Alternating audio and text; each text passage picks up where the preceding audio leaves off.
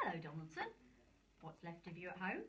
This is the next chapter from Danny the Champion of the World. It's chapter 9 and it's called Doc Spencer. My father once told me that Doc Spencer had been looking after the people of our district for nearly 45 years.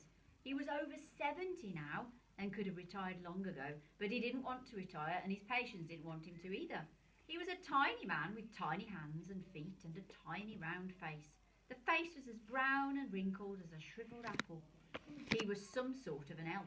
I used to think to myself each time I saw him, a very ancient sort of an elf with wispy white hair and steel-rimmed spectacles.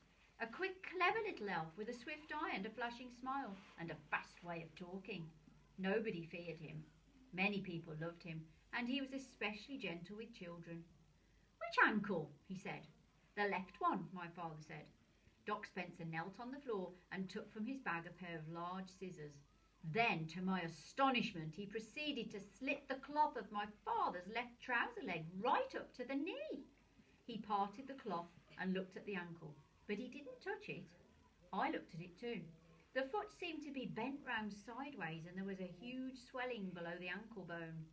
That's a nasty one, Doc Spencer said.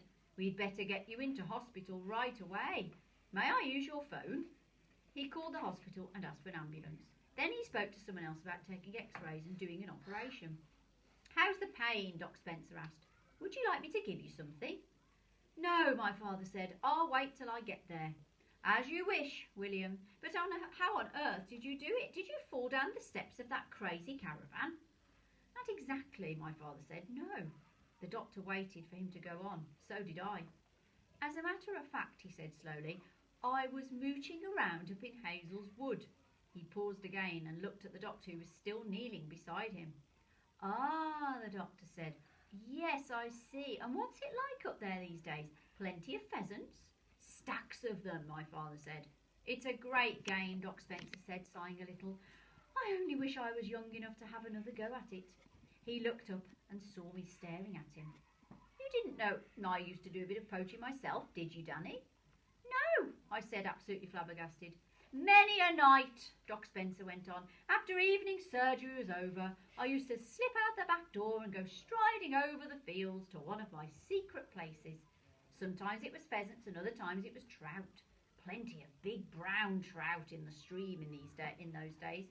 He was kneeling on the floor beside my father. Try not to move, he said to him. Lie quite still. My father closed his tired eyes, then opened them again. Which method did you use for pheasants, he asked.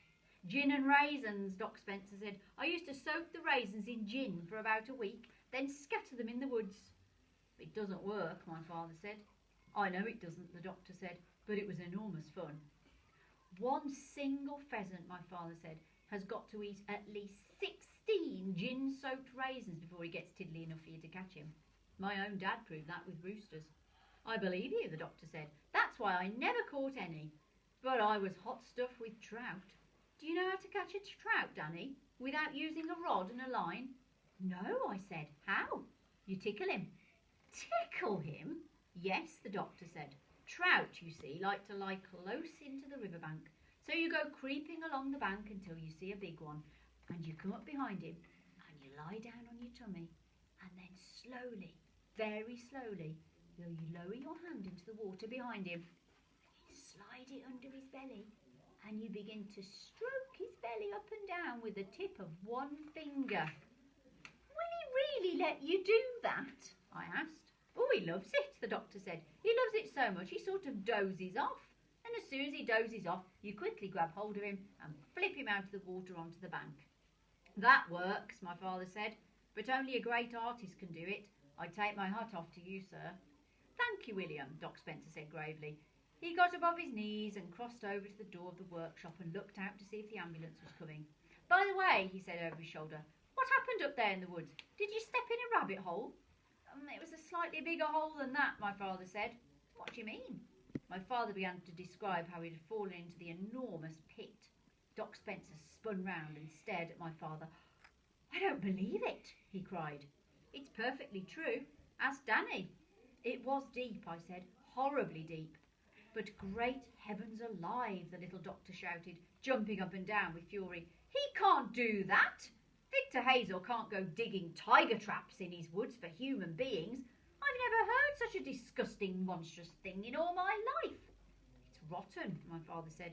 It's worse than that, William. It's diabolical. Do you know what this means? It means that decent folk like you and me can't even go out and have a little fun at night without risking a broken leg or arm. We might even break our necks. My father nodded.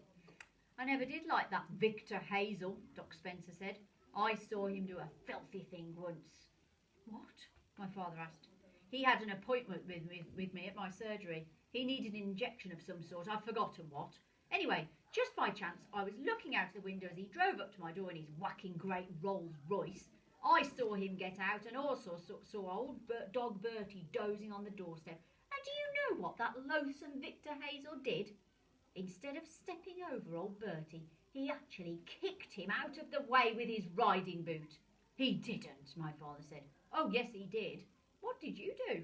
I left him sitting in the waiting room while I picked out the oldest, bluntest needle I could find. Then I rubbed the point of it on a nail file to make it blunter still. By the time I'd got through with it, it was blunter than a ballpoint pen. Then I called him in and told him to lower his pants and bend over. And when I ran that needle into his fleshy bottom, he screamed like a pig. Hooray, my father said. He's never been back since, Doc Spencer said, for which I'm truly thankful. Ah, here's the ambulance. The ambulance drew up near the workshop door and two men in uniform got out. Bring me a leg splint, the doctor said. One of the men fetched a sort of thin wooden plank from the ambulance. Doc Spencer knelt down once more beside my father and eased the plank very gently under my father's left leg. Then he strapped the leg firmly to the plank. The ambulance men brought in a stretcher and placed it on the ground. My father got onto it by himself. I was still sitting on my chair.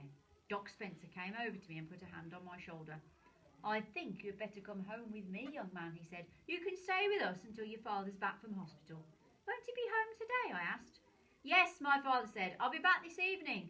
I'd rather you stayed in for the night, Doc Spencer said. I shall come home this evening, my father said. Thank you for offering to take Danny, but it won't be necessary. He'll be all right here until I get back. I reckon he'll sleep most of the day anyway, won't you, my love? Oh, I think so, I said. Just close up the filling station and go to bed, right? Yes, but come back soon, won't you, Dad? They carried him into the ambulance on the stretcher and closed the doors. I stood outside the workshop with Doc Spencer and watched the big white thing drive out of the filling station. Do you need any help? Doc Spencer said. I'm fine, thank you. Go to bed then and get a good sleep. Yes, I will. Call me if you need anything. Yes. The marvellous little doctor got into his car and drove away down the road in the same direction as the ambulance.